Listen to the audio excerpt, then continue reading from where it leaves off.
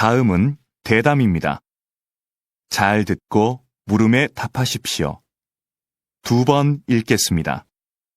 의료 산업은 새롭게 주목받고 있는 전략 분야로 최근 여러 선진국에서도 많은 관심을 보이고 있습니다.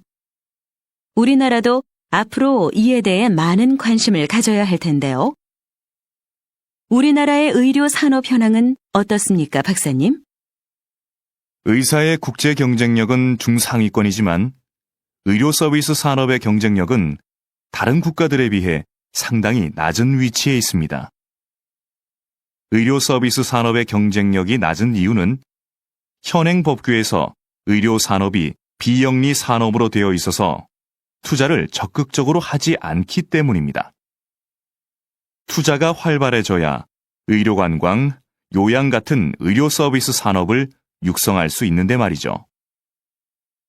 의료 산업이 서비스 산업으로 바뀌면 투자가 늘고, 그럼 이에 따른 경쟁력이 높아져서 결국에는 많은 사람들이 첨단 의료 기술의 혜택을 누릴 수 있습니다. 게다가 국내 병원의 해외 진출이 가능해져서 의료 산업으로 많은 수익을 얻을 수 있습니다. 다시 들으십시오.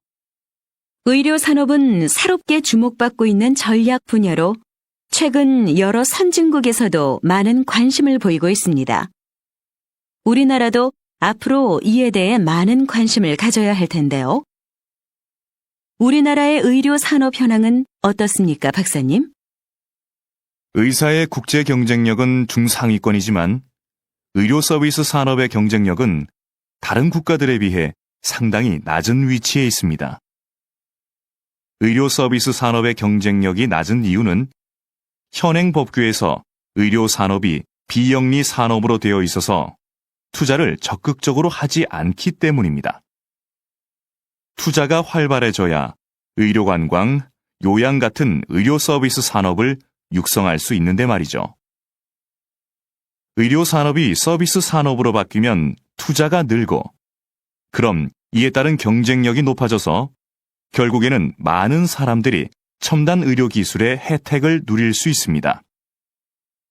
게다가 국내 병원의 해외 진출이 가능해져서 의료 산업으로 많은 수익을 얻을 수 있습니다.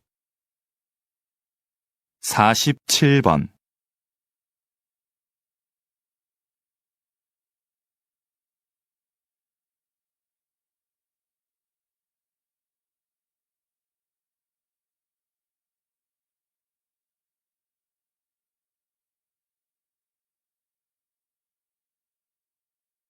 (48번)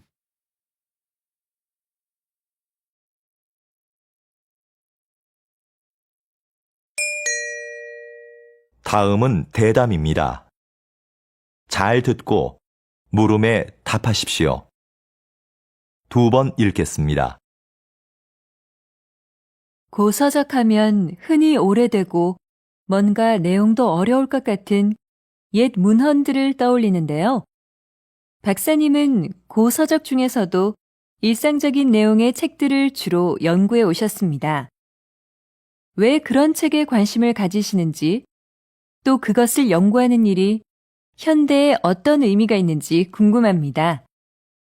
제가 연구하는 고서들은 당시 일반 대중들이 많이 봤던 책입니다. 값싸게 만들어졌기 때문에 현재는 낡아서 볼품없고 버려지는 책들이지요. 하지만 많은 사람들이 읽었다는 점에서 중요도는 어느 것에도 뒤지지 않습니다. 분야도 다양해서 연애 소설이나 상업용 문서, 편지 작성법을 모아놓은 실용서 같은 것들이 있습니다. 이런 자료들을 통해서 옛사람들의 삶을 구체적이고 사실적으로 복원할 수 있는데요.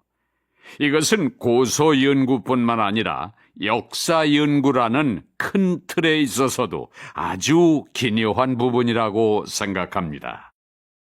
다시 들으십시오. 고서적하면 흔히 오래되고 뭔가 내용도 어려울 것 같은 옛 문헌들을 떠올리는데요. 박사님은 고서적 중에서도 일상적인 내용의 책들을 주로 연구해 오셨습니다. 왜 그런 책에 관심을 가지시는지, 또 그것을 연구하는 일이 현대에 어떤 의미가 있는지 궁금합니다. 제가 연구하는 고서들은 당시 일반 대중들이 많이 봤던 책입니다. 값싸게 만들어졌기 때문에 현재는 낡아서 볼품없고 버려지는 책들이지요. 하지만 많은 사람들이 읽었다는 점에서 중요도는 어느 것에도 뒤지지 않습니다. 분야도 다양해서 연애 소설이나 상업용 문서, 편지 작성법을 모아놓은 실용서 같은 것들이 있습니다. 이런 자료들을 통해서 옛사람들의 삶을 구체적이고 사실적으로 복원할 수 있는데요. 이것은 고서 연구뿐만 아니라 역사 연구라는 큰 틀에 있어서도 아주 기묘한 부분이라고 생각합니다. 47번.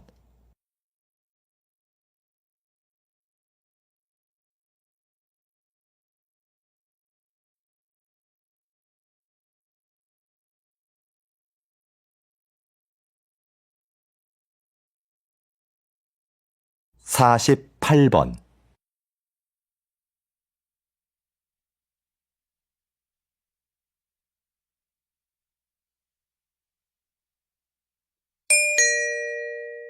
다음은 대담입니다. 잘 듣고 물음에 답하십시오. 2번 읽겠습니다. 장애를 딛고 평생을 장애인의 권익을 위해 살아오신 황현대 선생님을 모시고 말씀 나눠보겠습니다. 이번 장애인 올림픽에서도 선생님의 이름을 딴 황현대 상이 시상되었는데요. 먼저 여기에 대해 간단하게 말씀해 주시죠. 벌써 20년이 되었는데요. 제 이름을 딴 상을 시상하는 게 아직도 익숙하지 않습니다. 제가 거창한 일을 했다고 생각하지는 않고요. 다만 우리 장애인 스스로 한 사람의 당당한 사회 구성원으로 제 몫을 다하기를 바랐을 뿐입니다. 이 상은 장애를 극복하려는 의지를 가장 잘 보여준 선수에게 주고 있는데요. 고맙게도 지금까지는 수상자들이 제 기대 이상으로 사회에서 당당하게 자리를 잡았습니다. 그 점을 항상 고맙게 생각합니다. 다시 들으십시오. 장애를 딛고 평생을 장애인의 권익을 위해 살아오신 황현대 선생님을 모시고 말씀 나눠보겠습니다. 이번 장애인 올림픽에서도 선생님의 이름을 딴 황현대 상이 시상되었는데요. 먼저 여기에 대해 간단하게 말씀해 주시죠. 벌써 20년이 되었는데요. 제 이름을 딴 상을 시상하는 게 아직도 익숙하지 않습니다. 제가 거창한 일을 했다고 생각하지는 않고요. 다만 우리 장애인 스스로 한 사람의 당당한 사회 구성원으로 제 몫을 다하기를 바랐을 뿐입니다. 이 상은 장애를 극복하려는 의지를 가장 잘 보여준 선수에게 주고 있는데요. 고맙게도 지금까지는 수상자들이 제 기대 이상으로 사회에서 당당하게 자리를 잡았습니다. 그 점을 항상 고맙게 생각합니다. 47번.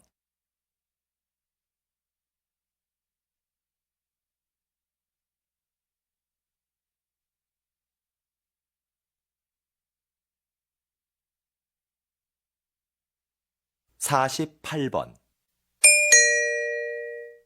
다음은 대담입니다. 잘 듣고 물음에 답하십시오. 2번 읽겠습니다.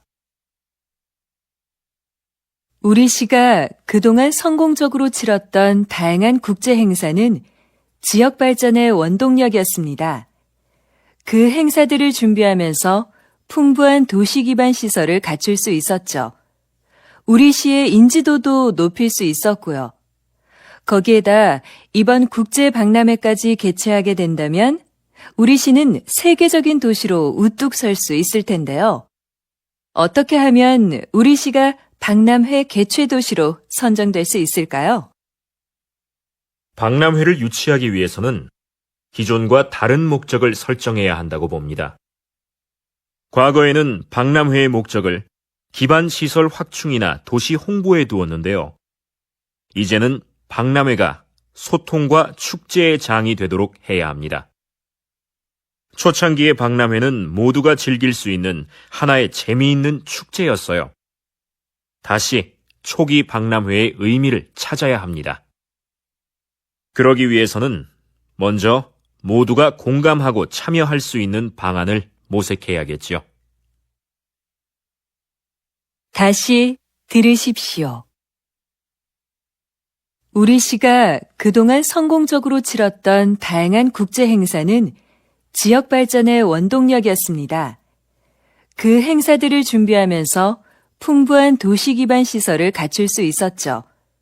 우리 시의 인지도도 높일 수 있었고요. 거기에다 이번 국제 박람회까지 개최하게 된다면 우리 시는 세계적인 도시로 우뚝 설 수 있을 텐데요. 어떻게 하면 우리 시가 박람회 개최 도시로 선정될 수 있을까요? 박람회를 유치하기 위해서는 기존과 다른 목적을 설정해야 한다고 봅니다. 과거에는 박람회의 목적을 기반 시설 확충이나 도시 홍보에 두었는데요. 이제는 박람회가 소통과 축제의 장이 되도록 해야 합니다. 초창기의 박람회는 모두가 즐길 수 있는 하나의 재미있는 축제였어요. 다시 초기 박람회의 의미를 찾아야 합니다. 그러기 위해서는 먼저 모두가 공감하고 참여할 수 있는 방안을 모색해야겠지요. 47번.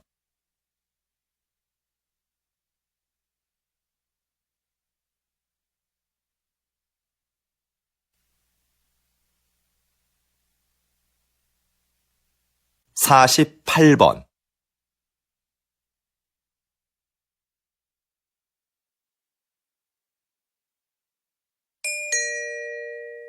다음은 대담입니다. 잘 듣고 물음에 답하십시오.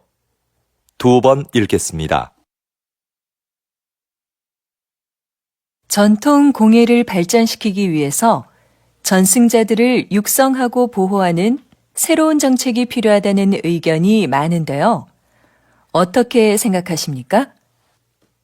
지금까지의 정책은 주요 전승자들을 인간 문화재로 지정하고 그분들이 제자를 1대1로 교육해 전통 공예를 이어나가는 것이었습니다. 그런데 이런 방식은 전승 종목이 사유화될 우려가 있을 뿐더러 요즘 젊은이들이 별로 선호하지 않는다는 단점이 있었죠. 그래서 좀 더 새로운 전승 정책이 필요하다고 봅니다. 예를 들면 대학의 전통 공예 관련 강의를 개설하고 거기에 예산과 인력을 지원하는 겁니다. 전승자들이 대학에 출강하고 연구에 참여하면서 개방적으로 인재를 양성하는 거죠. 그리고 전승자들의 작품을 정부가 인증해 주는 겁니다. 다시 들으십시오. 전통 공예를 발전시키기 위해서 전승자들을 육성하고 보호하는 새로운 정책이 필요하다는 의견이 많은데요. 어떻게 생각하십니까? 지금까지의 정책은 주요 전승자들을 인간 문화재로 지정하고 그분들이 제자를 1대1로 교육해 전통 공예를 이어나가는 것이었습니다. 그런데 이런 방식은 전승 종목이 사유화될 우려가 있을 뿐더러 요즘 젊은이들이 별로 선호하지 않는다는 단점이 있었죠. 그래서 좀 더 새로운 전승 정책이 필요하다고 봅니다. 예를 들면 대학의 전통공예 관련 강의를 개설하고 거기에 예산과 인력을 지원하는 겁니다. 전승자들이 대학에 출강하고 연구에 참여하면서 개방적으로 인재를 양성하는 거죠. 그리고 전승자들의 작품을 정부가 인증해 주는 겁니다. 47번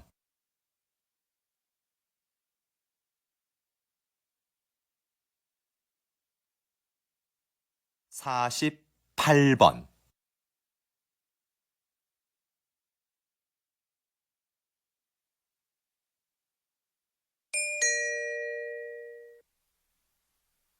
다음은 대담입니다. 잘 듣고 물음에 답하십시오. 2번 읽겠습니다. 요즘 양극화를 해소하고 국가 경제에 활력을 불어넣기 위한 방안으로 기본소득이 언급되고 있습니다. 국가가 조건 없이 모든 국민에게 매달 일정한 생활비를 준다는 건데요. 이게 효과가 있을까요? 노동 없이 돈을 주면 사람들의 노동 의욕이 감소할 거라는 우려가 있는데요. 하지만 오히려 노동 의욕을 촉진할 거라고 보는 입장도 있습니다. 최소한의 소득이 보장되면 생계에 대한 부담을 덜 수 있으니까 자기가 하고 싶은 일을 열심히 할 거라는 거죠. 그리고 소비가 촉진되면서 경제를 활성화시키는데 도움이 될 수도 있습니다. 최근 국가 단위로는 최초로 기본소득 실험을 진행하고 있는 나라가 있는데요. 이 실험이 인간의 게으른 본성을 확인하는 계기가 될지, 새로운 복지 모델을 찾는 계기가 될지 결과를 지켜봐야 할 것 같습니다. 다시 들으십시오. 요즘 양극화를 해소하고 국가 경제에 활력을 불어넣기 위한 방안으로 기본소득이 언급되고 있습니다. 국가가 조건 없이 모든 국민에게 매달 일정한 생활비를 준다는 건데요. 이게 효과가 있을까요? 노동 없이 돈을 주면 사람들의 노동 의욕이 감소할 거라는 우려가 있는데요. 하지만 오히려 노동 의욕을 촉진할 거라고 보는 입장도 있습니다. 최소한의 소득이 보장되면 생계에 대한 부담을 덜 수 있으니까 자기가 하고 싶은 일을 열심히 할 거라는 거죠. 그리고 소비가 촉진되면서 경제를 활성화시키는데 도움이 될 수도 있습니다. 최근 국가 단위로는 최초로 기본소득 실험을 진행하고 있는 나라가 있는데요. 이 실험이 인간의 게으른 본성을 확인하는 계기가 될지, 새로운 복지 모델을 찾는 계기가 될지 결과를 지켜봐야 할 것 같습니다. 47번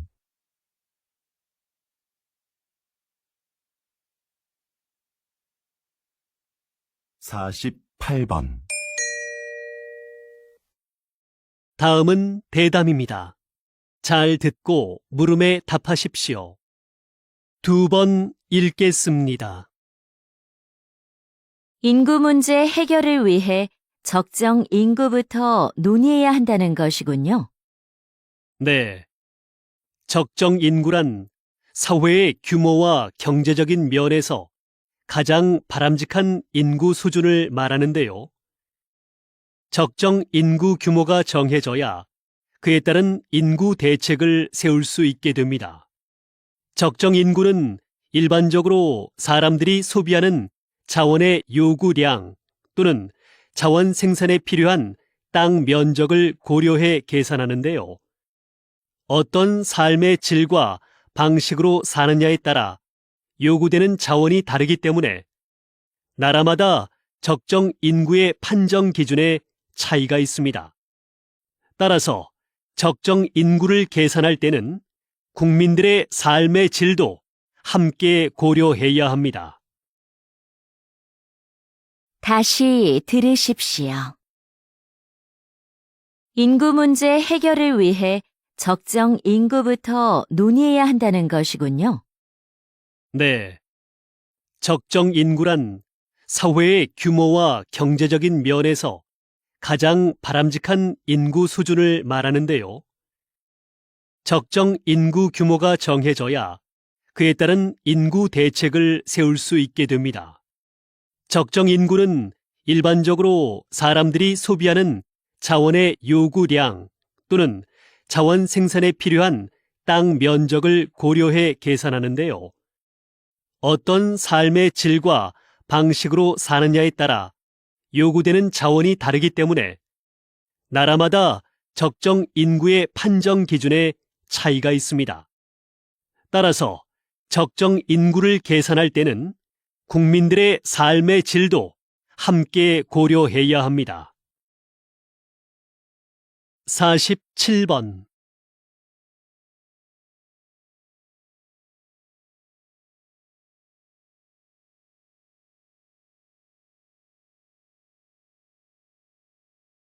48번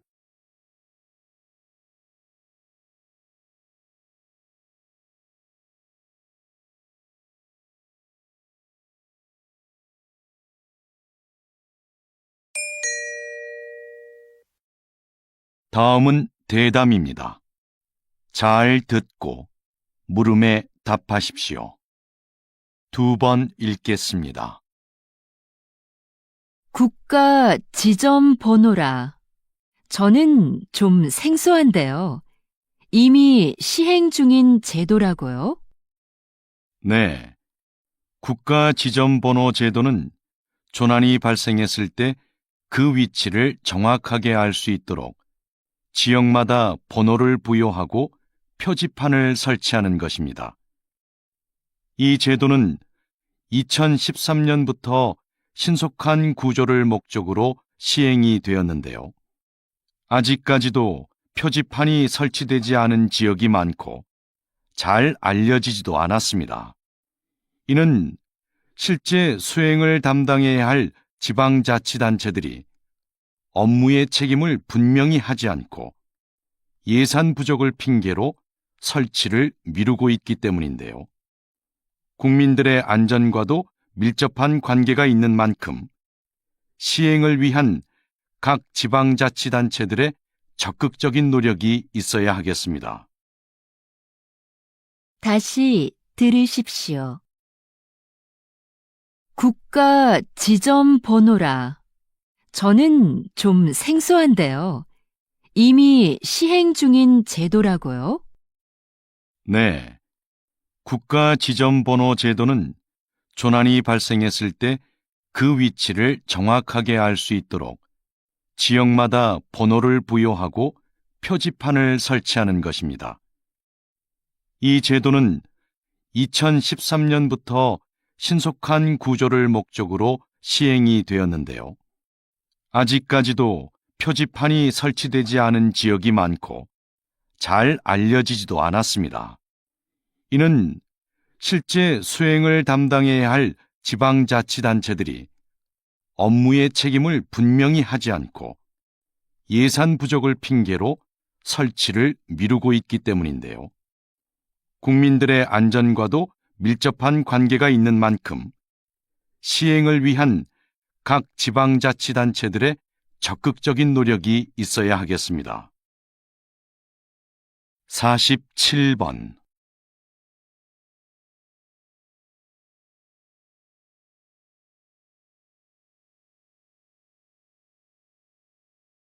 48번